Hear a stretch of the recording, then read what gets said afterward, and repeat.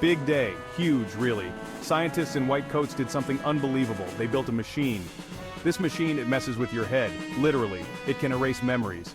Bad breakup, gone. Humiliating childhood incident, poof, like it never happened. The world went nuts. Imagine that, deleting sadness, fear, trauma.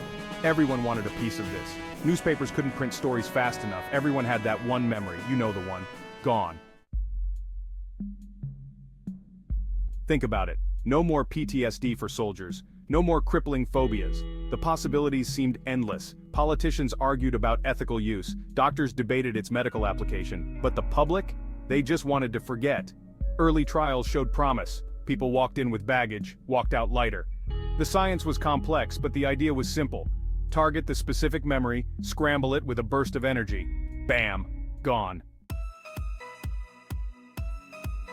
Clinics popped up overnight. Everyone from celebrities to your mailman wanted in. The initial cost was astronomical, but hey, who can put a price on happiness? The waiting lists were longer than a CVS receipt. The world watched in awe. Was this the future? A world without pain, sadness, or regret? But some people, they had this nagging feeling, like something wasn't quite right. They were right to be worried. The first sign of trouble? Subtle. A man in Chicago. He erased the memory of a car crash, brutal accident, wife died. He wanted the pain gone. It worked. Kind of. The crash was gone. But so was the memory of my wife, entirely. Like she never existed. I woke up empty. A blank slate, except the sadness remained. It was deeper now, untethered, and growing. Doctors called it memory bleed. The erased trauma, it wasn't gone, it was trapped, and it was finding new, twisted ways to resurface. The whispers started soft, then they got louder. S3, a bone-chilling paranoia. Whispers followed her everywhere, unseen eyes watched her. Narrator, more cases surfaced. A woman in Tokyo erased the memory of a childhood bully. The fear was gone, but in its place, he started seeing things, shadows moving in the corner of his eye, the feeling of his dead wife's hand brushing against his. Except, it felt cold, lifeless. Narrator, things escalated quickly. The man in Chicago, the woman in Tokyo, the whispers became screams. Visions of her childhood tormentor, now grotesque and monstrous, haunted her every waking moment. The erased memories were back, but they were distorted, amplified, and they were hungry. Reports flooded in from every corner of the globe.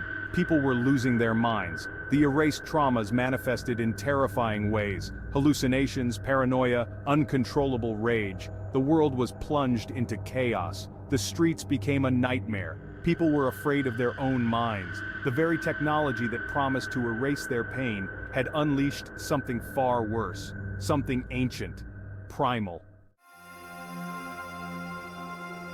The world spiraled.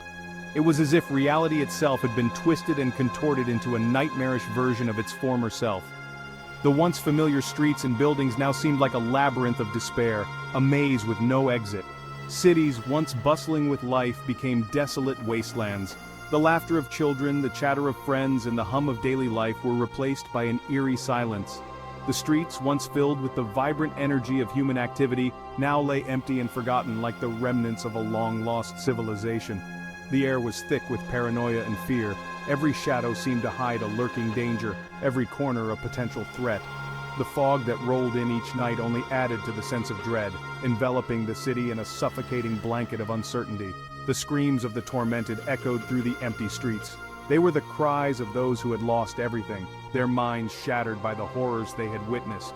The abandoned asylum stood as a grim reminder of the madness that had taken hold, its walls reverberating with the wails of the damned. The memory thief had claimed its victims. This sinister figure, cloaked in shadows, moved silently through the city, stealing the very essence of people's lives. Memories once cherished and held dear were ripped away, leaving behind hollow shells of what once were vibrant individuals.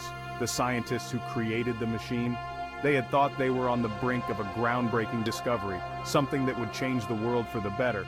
But their invention had unleashed a nightmare, a Pandora's box that could never be closed. They tried to undo what they had done. In their desperation, they worked tirelessly, day and night, hoping to find a way to reverse the damage. But their efforts were in vain. The machine had taken on a life of its own, and its effects were spreading like a virus, infecting everything it touched. But it was too late. The damage was irreversible.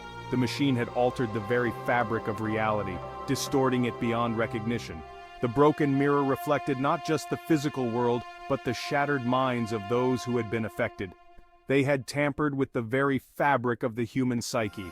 The experiments once thought to be harmless had delved too deep into the human mind, unlocking doors that should have remained closed.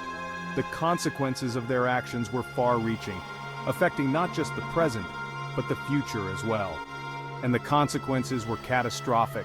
The city, once a beacon of hope and progress, now lay in ruins, a testament to the hubris of those who had dared to play God.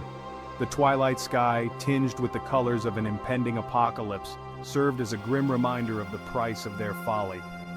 The City of Screams was a place where nightmares had become reality, and there was no waking from this terrible dream. The memory thief had taught humanity a brutal lesson. In a world where memories could be stolen, altered, or erased, the very essence of what it meant to be human was put to the test. The thief's actions were not just a crime against individuals, but against the collective consciousness of society. We are not defined by our pain, but we are shaped by it. Pain, in its many forms, molds our character, our resilience, and our capacity for empathy. It is through pain that we learn, grow, and ultimately, find strength we never knew we had. Our memories, good and bad, make us who we are. They are the threads that weave the tapestry of our lives, each one adding depth, color, and texture to our personal story. Without them, we are but empty vessels, adrift in a sea of uncertainty. To erase them is to erase ourselves. The act of forgetting, whether voluntary or forced, strips away the layers of our identity, leaving behind a hollow shell. It is a dangerous game, one that comes with a heavy price. The world was left to pick up the pieces. The aftermath of the memory thief's reign was a landscape of broken lives and shattered dreams. Communities struggled to rebuild, to find a sense of normalcy in a world forever changed. The memory clinics were shut down, the machines dismantled, but the scars remained. The technology that once promised to heal had instead brought about unimaginable suffering. The clinics, once bustling with activity, now stood as silent monuments to a failed experiment. A chilling reminder of the price of tampering with forces we don't fully understand. The eerie warning signs scattered across the desolate landscape served as a stark reminder of the consequences of our hubris. They whispered a cautionary tale to future generations. Some things are better left untouched, some memories better left unaltered. We are left with a choice that defines who we are and who we will become. It is a crossroads that every individual must face at some point in their lives, to confront our demons or to be consumed by them. These demons, whether they are fears, regrets, or past traumas, have a way of creeping into our lives uninvited and persistent. They haunt our thoughts, influence our actions, and shape our destinies. We can choose to learn from our past, to grow from our pain. Each photograph, each memory holds a lesson. They remind us of where we have been and how far we have come. They are the silent teachers that guide us, urging us to become better, stronger, and more resilient. Or we can succumb to the allure of forgetfulness and risk unleashing the horrors that lie dormant within us. The choice is ours. The path of forgetfulness may seem easier, a way to escape the pain and the memories that torment us. But in doing so, we risk losing a part of ourselves, the part that makes us human. But let the memory thief serve as a warning. The shadows of our past are always lurking, waiting for a moment of weakness to strike. They are the silent predators that feed on our fears and insecurities. Some things are best left undisturbed. There are secrets and memories that are too painful to revisit, too dangerous to unleash. They are the Pandora's boxes of our minds, holding the potential to bring chaos and destruction if opened. Some wounds need to heal, not be erased. Scars are a testament to our survival, a reminder of the battles we have fought and the strength we have gained. They are not something to be ashamed of, but something to be proud of. For in forgetting, we risk losing ourselves entirely. The fog of forgetfulness may seem comforting, a way to escape the pain and the memories that haunt us. But in doing so, we risk losing our identity, our sense of self. We become shadows of our former selves, lost in the mists of oblivion.